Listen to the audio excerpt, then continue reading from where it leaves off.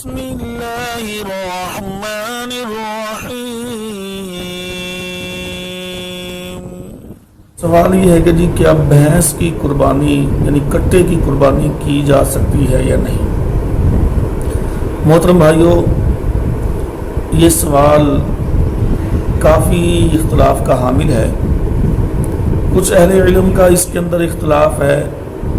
کچھ نے کہا کہ گائے اور بھینس یہ دونوں ایک ہی قسم کے جانور ہیں، اور کچھ نے کہا کہ نہیں، گائے کی قربانی کرنی چاہیے اور بھینس کی قربانی نہیں کرنی چاہیے۔ مختصر سی بات یہ ہے کہ اب لمبی چوڑی ہم بحث تو نہیں کریں گے، لیکن گزارش یہ ہے کہ بہترین اس کا حل یہی ہے، طریقہ اس کا یہی ہے کہ جن جانوروں کی قربانی رسول اللہ صلی اللہ علیہ وسلم نے کی ہے، اونٹ، گائے، بھیڑ، بکری، تو یہ 4 جانور، تو یہ چونکہ 4 جانور اس وقت رسول اللہ صلی اللہ علیہ وسلم کے زمانے میں وہاں پر موجود ہوتے تھے، تو ان کی قربانی کر لیں اشتباہ سے بچنے کے لیے۔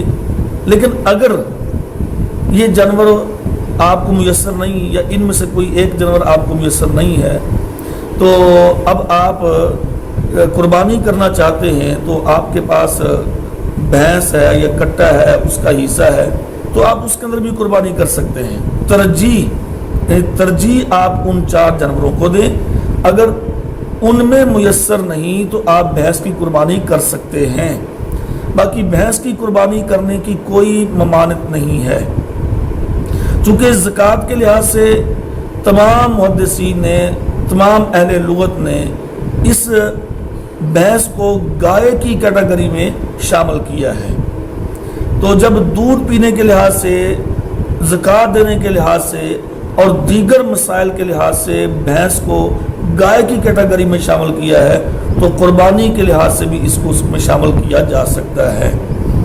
اچھا، وہ جو ایک بھائی دلیل پیش کرتے ہیں کہ جی سورہ انعام کی آیت نمبر 144 اور 145، کچھ علماء بیان کرتے ہیں کہ جی اس میں اللہ تعالیٰ نے جن چیزوں کا نام لیا ہے، ان میں سے اونٹ ہے، ان میں سے گائے ہے، ان میں سے بکری ہے، ان میں سے بھیڑ ہے، تو ان کا ایک ایک جوڑا ہو گیا، یعنی کہ یہ 8 جانوروں کا اللہ نے نام لیا ہے، لہذا ان میں ان کا بھینس کا نام نہیں ہے۔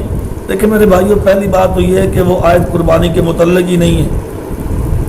جس آیت میں ان 4 جانوروں کے اور ان کے جوڑے کا ذکر کیا گیا ہے، ثمانیت ازواج کے اندر آیت نمبر 144 میں 145 میں، اس میں وہ آگے اور پیچھے اس کا پورا سیاق و سباق پڑھ کے دیکھیں، کیا وہ قربانی کی آیات ہیں؟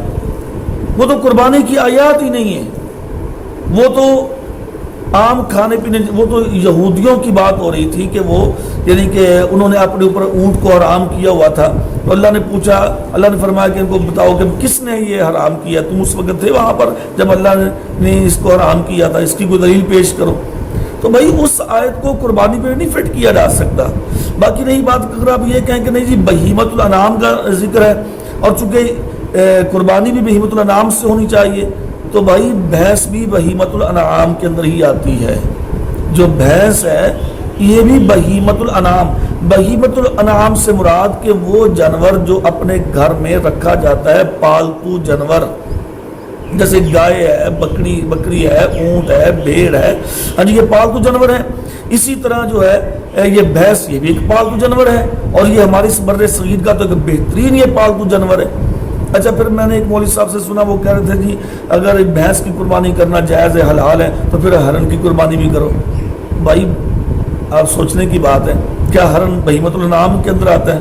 وہ پالتو جانور آتا ہے، وہ تو ایک جنگلی جانور ہے، وہ پالتو گھریلو جانور نہیں ہے۔ یہ بھینس گھریلو جانور ہے، بھینس پالتو جانور ہے، اس لیے بھینس کی قربانی کی جا سکتی ہے، اس میں کوئی ممانعت نہیں ہے، اس میں کوئی حرج نہیں ہے۔ لیکن ہم تو یہ بات کہیں گے بھائی ترجیح آپ ان 4 جانوروں کو دیں، اگر وہ میسر نہیں ہے تو آپ بھینس کی قربانی کر سکتے ہیں، اس میں کوئی کسی قسم کی ممانعت نہیں ہے۔